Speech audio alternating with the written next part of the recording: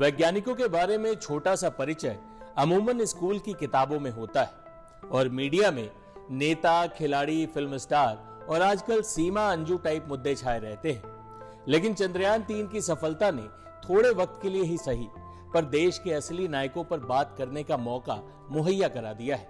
हमारे देश के वैज्ञानिक, जिस इंडियन स्पेस ऑर्गेनाइजेशन और इसरो ने भारत को यह गर्व का मौका दिया है, उसके संस्थापक की बात करनी बेहद जरूरी है।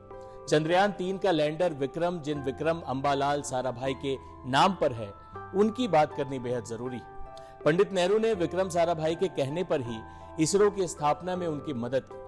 1919 में अहमदाबाद के एक समृद्ध परिवार में जन्मे विक्रम साराभाई ने अहमदाबाद से ही अपनी स्कूली शिक्षा पूरी की। इसके बाद वो विश्व प्रसिद्ध कैम्ब्रिज यूनिवर्सिटी पढ़ने के लिए चले गए। डॉक्टर विक्रम साराभाई भारतीय अंतरिक्ष कार्यक्रम के जनक के तौर पर याद किए जाते हैं। इसरो सहित भारत में कई विज्ञान की संस्थाओं को स्थापित करने में उनकी प्रमुख भूमिका थी। 1947 में जब देश आजाद हुआ तो कैम्ब्रिज में रिसर्च कर रहे विक्रम साराभाई अहमदाबाद में अपने घर लौटते हैं। विदेशों में विज्ञान सर्वोच्च प्राथमिकता पर था, लेकिन भारत में सीवी रमन जैसी व्यक्तिगत मेधाएं थी, लेकिन संस्थागत तौर पर कुछ भी नहीं था जहां नए लड़के विज्ञान के क्षेत्र में नए प्रयोग कर सकें, सीख सकें। आजाद भारत की बुनियाद रखी जा रही थी। भारत खुशकिस्मत था कि उसके पास विक्रम साराभाई जैसा विजनरी वैज्ञानिक था, जिसने देश में वर्ल्ड क्लास विज्ञान संस्थाओं की पूरी श्रृंखला खोली। सबसे पहले देश लौटते ही विक्रम साराभाई ने परिवार, दोस्तों और कुछ धार्मिक संगठनों को एक शोध संस्थान खोलने के लिए राजी किया। आजादी के महज 3 महीने बाद 11 नवंबर 1947 को अहमदाबाद में भौतिक अनुसंधान प्रयोगशाला PRL की स्थापना की। उस वक्त विक्रम साराभाई की उम्र महज 28 साल थी। इसके बाद नोबेल पुरस्कार विजेता सीवी रमन की अगुवाई में उन्होंने इंडियन इंस्टीट्यूट ऑफ साइंस में कॉस्मिक रेज पर रिसर्च करनी शुरू कर दी। विक्रम साराभाई की दिलचस्पी अंतरिक्ष विज्ञान में थी। अमेरिका और सोवियत यूनियन इस दिशा में काफी तरक्की कर चुके थे, लेकिन जब विक्रम साराभाई ने भारत में अंतरिक्ष विज्ञान की बात शुरू की तो उन्हें काफी उलाहना का सामना करना पड़ा। लोग कहते हैं कि जिस देश में लोगों के पास पर्याप्त भोजन नहीं है, शिक्षा नहीं है, वहां अंतरिक्ष विज्ञान में पैसा लगाना संसाधनों की बर्बादी है। विक्रम साराभाई ने इसका जवाब देते हुए कहा था, कुछ ऐसे लोग हैं जो विकासशील देश में अंतरिक्ष गतिविधियों की प्रासंगिकता पर सवाल उठाते हैं।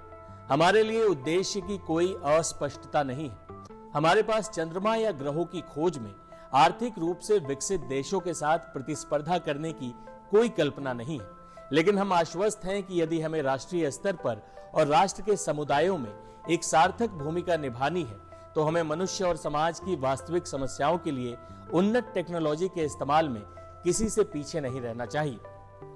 डॉक्टर होमी जहांगीर भाभा, जिन्हें भारत के परमाणु विज्ञान कार्यक्रम का जनक माना जाता है, उनके साथ विक्रम साराभाई ने भारत का पहला रॉकेट लॉन्चिंग स्टेशन स्थापित किया। डॉक्टर विक्रम साराभाई ने भारत में कई महत्वपूर्ण संस्थाएं स्थापित की। उनकी सूची पर भी एक नजर डाल लीजिए।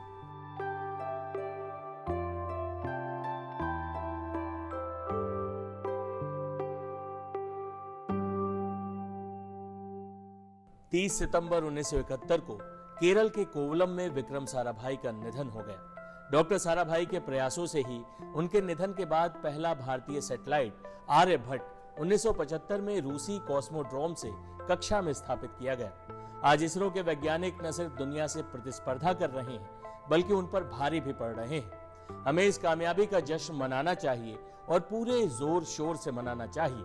लेकिन साथ ही जैसा कि इसरो प्रमुख सोमनाथ ने कहा कि ये वैज्ञानिकों की पीढ़ियों की मेहनत का नतीजा है। इसरो ने चंद्रयान के लैंडर का नाम विक्रम रख विक्रम साराभाई को सम्मान दिया, लेकिन देश के हर शख्स को उनके नाम और उनके काम से परिचित होना चाहिए। यही एक कृतज्ञ राष्ट्र कर सकता है। Thank you doctor Vikram Sarabhai. इस तरह की तमाम वीडियोस, देश दुनिया की सारी खबरों के लिए आप बने रहें टाइम्स नाउ नवभारत डिजिटल के सभी प्लेटफॉर्म्स के साथ। धन्यवाद।